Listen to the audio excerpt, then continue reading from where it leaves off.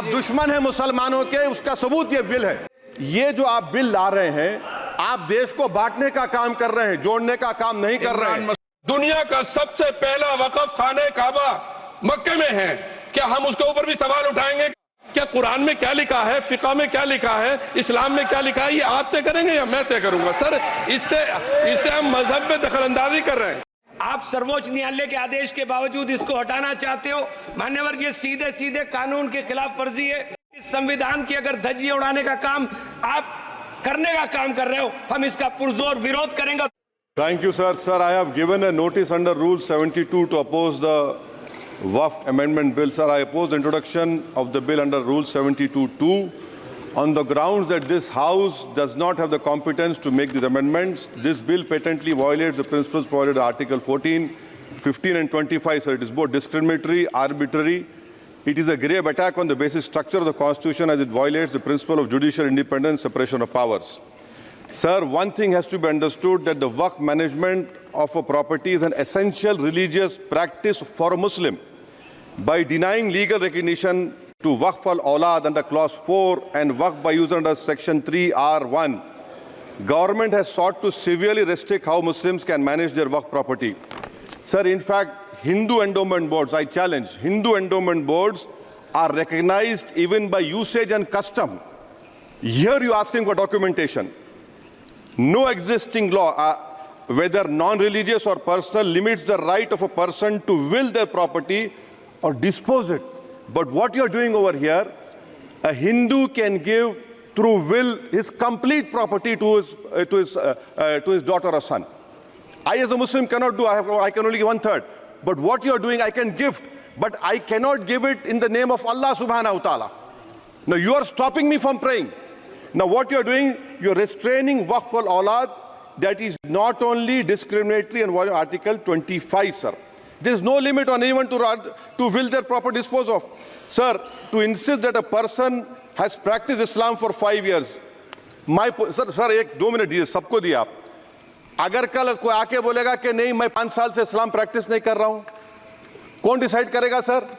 और एक new convert है, does he has to wait for 5 years to give his property to Waqf? Isn't that violation of right to freedom of religion? Sir, another point, sir. Now, no such provision exists for Hindu endowment or Sikh Gurdwara Prabandhak Committee. Now, irony of the amendment, sir, is that non-Muslims can become member of CWC, SWB, but he cannot dedicate Waqf. Arbitrariness. Why is arbitrariness? Sir, existing law protected the status of registered Waqf properties. You have replaced that. By empowering collector to determine title, you are violating principle of rights of justice, that one may not be a judge in their own cause. Section 61. If DM says to Mutawalli, make this masjid as a government property, if does not listen, punishable offence. This is against separation of powers, part of which is basic structure. This bill excludes tribunal decisions from being final. If collector has been replaced by tribunal, and who's going to look in the tribunal? A retired government judge and a retired government employee. How can the nominee be a part of this composition, sir? In our okay आप detail में बोल देना officer. Sir मैं खत्म कर रहा हूं। Secretary level officers can be appointed technical members. 83 states that joint secretary added tribunal. Waqf properties, sir, are not public properties. By removing Waqf by user, this government wants to take over Dargah, Masjid and Waqf properties. Sir, take this example of 107. You have made it more difficult to be removed. Encroachment happens. Section 37 removes protection to Waqf properties. Section 40 prejudicial amendments. And the government is, sir, government बोल रही है। Sir मैं खत्म कर रहा हूं sir, आधा minute. Government कह रहे हैं कि हम महिलाओं को दे रहे हैं। मुझे यकीन है कि आप बिल्किस बानो को और ज़किया जाफरी को मेंबर बनाएंगे, मुझे यकीन है। मैं आपसे जानना चाह रहा हूं सर कि ये जो आप बिल ला रहे हैं, आप देश को बांटने का काम कर रहे हैं, जोड़ने का काम नहीं कर रहे हैं। आप दुश्मन हैं मुसलमानों के, उसका सबूत ये बिल है। मैं वाहिद आदमी हूं इस सदन में जिसमें 1 मैन कमेटी आपके द्वारा बनाई गई सरकार के, और मैं उसमें पेश हुआ 123 प्रॉपर्टी में। जस्टिस आर्यन ने जो रिपोर्ट पेश की, आज तक वक्फ बोर्ड को नहीं बताया गया, चूंकि वो आपकी मंशा के खिलाफ थी और गवर्नमेंट की मंशा के मुताबिक नहीं थी। 123 प्रॉपर्टी में जब मंशा के खिलाफ हमारे नहीं आई, मंशा के मुताबिक नहीं आई, तो हमने 2 मैन कमेटी बनाई और 2 मैन कमेटी ने भी कोई रिपोर्ट वक्फ बोर्ड को नहीं दी, जबकि वक्फ एक्ट जो है 1995 जो है वो पार्लियामेंट से पास शुदा है कि हम पार्लियामेंट के जो एहतराम है उसका नहीं कर रहे, उसके हुकूक का। इसी तरह से सर सूबाई हुकूमतों को इख्तियार दिया गया। सर हिंदू एंडोमेंट में जो कर्नाटका और तमिलनाडु में है वहां कोई मुस्लिम नहीं हो सकता, और 26 में आर्टिकल 26 का वायोलेशन है। 4 धाम में ये लिखा हुआ वाज़े तौर पर कि सिर्फ हिंदू होगा। बिहार उड़ीसा में भी यही लिखा हुआ है। पंजाब हरियाणा में गुरुद्वारा प्रबंधन कमेटी में सिर्फ सिख होगा ओनली, और ये उनका अधिकार है जिसको माना गया है। लेकिन मुस्लिम के साथ में यह अन्याय क्यों है? और सुन लीजिए सर मैं आपकी तवज्जो के चाहता हूं, दुनिया का सबसे पहला वक्फ खाने काबा मक्के में है। क्या हम उसके ऊपर भी सवाल उठाएंगे कि वहां पर भी हमारा कोई हिंदू भाई हो? हम अपने वकार को, अपनी इज्जत को, अपने मुल्क की, अपने शान को, अपने संविधान को खुद अपने पैरों तले रौंद रहे हैं। और वक्फ एक मुसलमानों का मजहबी अमल है, एक मजहबी फरीजा है। इससे उनको महरूम कॉन्स्टिट्यूशन के जरिए से भी कोई ताकत नहीं कर सकती। सर ये हम बहुत बड़ी गलती करने जा रहे हैं, जिसका खुमियाजा हमें अभी नहीं सदियों तक हम भुगतते रहेंगे, क्योंकि हम खुद अपने कॉन्स्टिट्यूशन को, संविधान को, उसकी पामाली कर रहे हैं। अगर हमें इस सिलसिले में मैंने सर पूरा मैंने उसको मध्यम से पढ़ा है, और मैंने पूरी 40 तरामीम जो उसमें गलत है उसको लिखकर जो है वो मैं लेकर आया हूं। सर इसके जरिए से सरकारी अमले को बाज़ाब्ता तौर पर यह हक आखिर कलेक्टर को दिया जा रहा है, सर्वे कमिश्नर के इख्तियारात खत्म किए जा रहे हैं। आखिर सर्वे कमिश्नर भी तो गवर्नमेंट ऑफ इंडिया का होता है। सर ऐसे कैसे कर सकते हैं हम? और फिर सर उसमें मेरे मजहब के मुतालिक चीजें हैं तो वो कैसे कोई दूसरा तय करेगा? क्या कुरान में क्या लिखा है, फिका में क्या लिखा है, इस्लाम में क्या लिखा है, ये आप तय करेंगे या मैं तय करूंगा? सर इससे हम मजहब में दखल अंदाजी कर रहे हैं, इंटरफेरेंस ऑफ द रिलीजन कर रहे हैं। सर इस तरह के कवानीन से मुल्क की साख को नुकसान पहुंचेगा।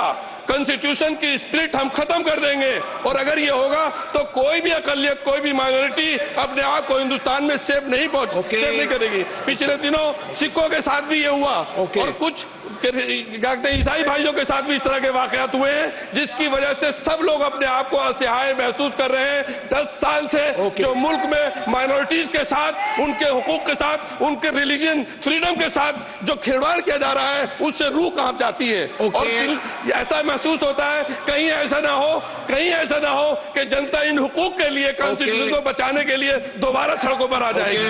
माननीय अध्यक्ष जी, मैं वक्फ संशोधन विधेयक 2024 को विरोध करता हूं।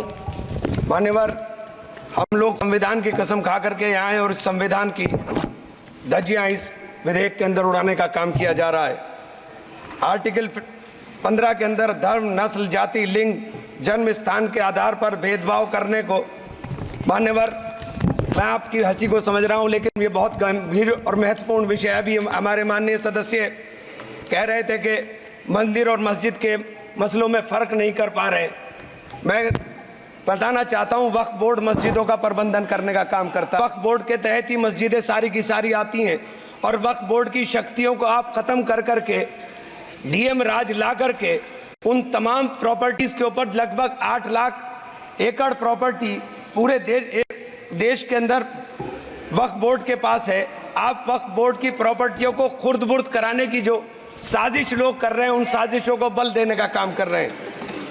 साथ मैं आप माननीय अध्यक्ष जी आपसे कहना चाहता हूं कि आर्टिकल धारा 9 के तहत ये जो CWC संरचना में बदलाव किया गया है, मैं मान्यवर बताना चाहता हूं कि बंदोबस्ती प्रबंधन के अंदर जब दूसरे धर्म का व्यक्ति शामिल नहीं किया जा सकता, तो वक्फ बोर्ड के अंदर ये शर्त क्यों लगाने का काम किया जा रहा है?